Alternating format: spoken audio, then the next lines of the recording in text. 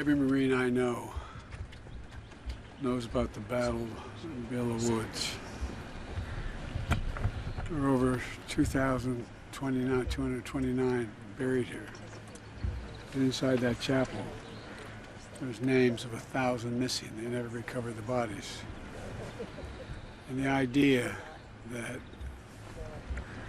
we could come to Normandy Beach, celebrate, and show reverence for those we lost.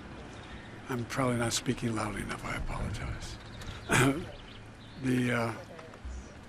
And not come here.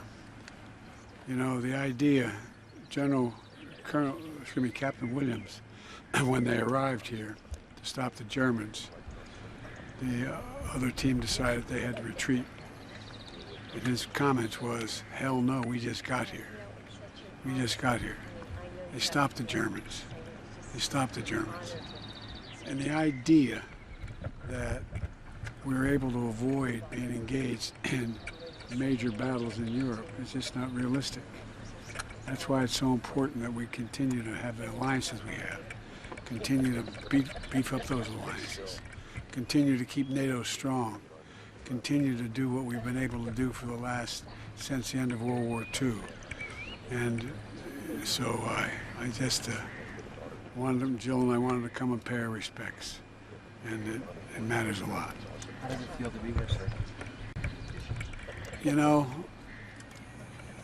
I don't want to make this personal, but every time I show up at a military site where veterans are buried, it brings back memories of hearing my grandfather and my mother talk about the loss of their son and brother in the South Pacific. And I think about my son, Beau, after a year in Iraq. And so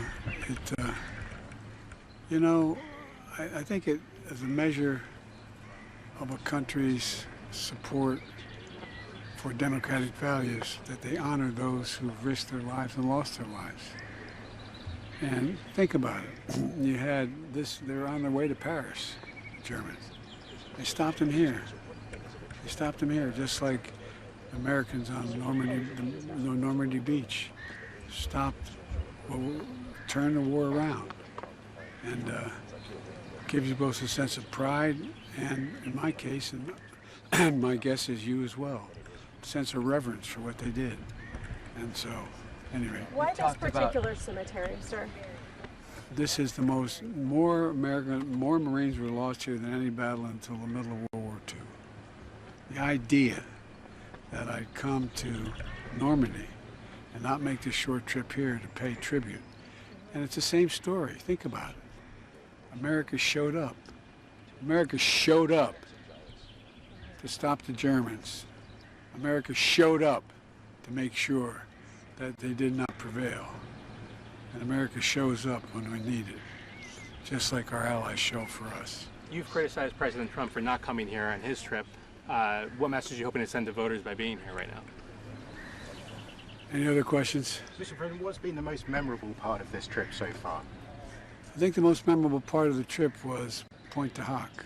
I think that was the most memorable because I've been there several times. And the last time I was here was a long while ago in Normandy. And we came in on a landing craft. We got off a destroyer, got on a landing craft. And you're coming in and look at the depth of that beach, those cliffs behind it. You know, these guys how many of them drowned just getting off the landing craft because they sank into the water with the heavy packs and got stuck. But they kept going. They did not quit. There's no quit in America. None. None. There's no quit in America. And that's what it shows me. Mr. President, what do you hope Americans take away from you coming on this trip? The knowledge that the best way to avoid these kinds of battles in the future is to stay strong with our allies.